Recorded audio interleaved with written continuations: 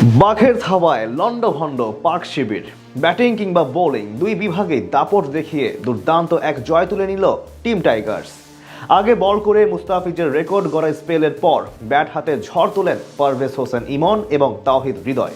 বিপরীতে মাথা তুলে দাঁড়াতেই পারেনি সফরকারী পাকিস্তান। 3 ম্যাচ সিরিজে 1-0 এগিয়ে গেল লিটন দাসের দল। পাকিস্তানের বিপক্ষে টাইগারদের এমন দাপটে জয় নিয়ে বাকিটা জানবো রিপোর্টে। প্রায় 14 মাস পর মিরপুরে টি-20 ম্যাচ খেলতে নামে বাংলাদেশ। স্বাভাবিকভাবেই কানায় কানায় ভরপুর ছিল পুরো গ্যালারি। উপস্থিত দর্শকদের অবশ্য হতাশ করেননি বোলাররা। চিরচেনা হোম অফ গ্রাউন্ডে আজ ছড়ি ঘোরায় মুস্তাফিজ, শেখ মাহাদিরা। টস জিতে বল করতে নেমে প্রথম ওভারেই উইকেটের সম্ভাবনা তৈরি করেন সহ অধিনায়ক শেখ মাহাদি হাসান। তার বলে শর্ট ফাইন লেগ অঞ্চলে ক্যাচ তুলে দেন ফখর জামান, কিন্তু সেটি তালুবন্দি করতে পারেননি তাসকিন আহমেদ। ক্যাচ মিসের ক্ষতি পুষিয়ে দিতে অবশ্য দেরি করেননি ঢাকা এক্সপ্রেস। পরের ওভারে বোলিংয়ে এসে আরেক ওপেনার সাইম আইয়ুবকে আউট করে দলকে প্রথম সাফল্য এনে দেন এই পেসার। উইকেটের খাতা খুলতে বেশিক্ষণ দেরি করেননি শেখ মাহাদি।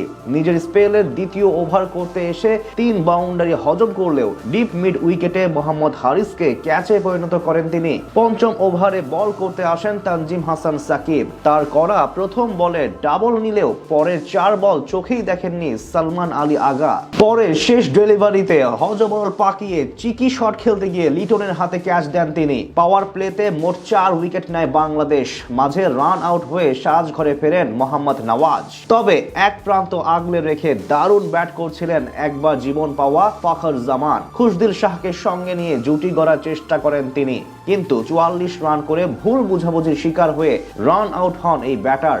শেষ দিকে কিছুটা চালিয়ে খেলেন আব্বাস আফ্রিদি। তার 24 বলে 22 রানের ইনিংসে ভর করে 110 রানে অল আউট হয় পাকিস্তান। টাইগারদের হয়ে 4 ওভারে মাত্র 6 রান দিয়ে 2 উইকেট নেন মুস্তাফিজুর রহমান।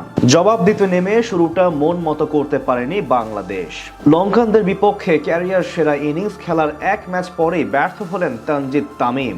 আজ তার কাছ থেকে আসে মাত্র 1 রান। উইকেটে এসে বেশিক্ষণ থিতু হতে পারেননি অধিনায়ক লিটন কুমার দাসও। তামিমের সমান 4 বল খেলে তিনিও আউট হন 1 রান করে। টানা 2 উইকেট হারিয়ে বেশ ভালো চাপেই পড়েছিল স্বাগতিকরা। সেখান থেকে দলের হাল ধরেন তাওহিদ হৃদয় এবং ওপেনার পারভেজ হোসেন ইমন। দুজনে মিলে আবারও ম্যাচে ফেরান টাইগারদের। সাথে খেলতে থাকেন রানের চাকা সচল রেখে। শেষ 70 বলে বাংলাদেশের দরকার ছিল মাত্র 53 রান। সেখান থেকেই হৃদয় এবং ইমনের দৃঢ়তায় ম্যাচ জয়ের দ্বার প্রান্তে চলে যায় টিম টাইগার্স। যদিও 37 বলে 36 রান করে আব্বাস আফ্রিদির বলে বোল্ড হয়ে বিদায় নেন তাওহিদ হৃদয়। তবে বাকি ব্যাটাররা বড় কোনো বিপদ হতে দেননি বাংলাদেশের।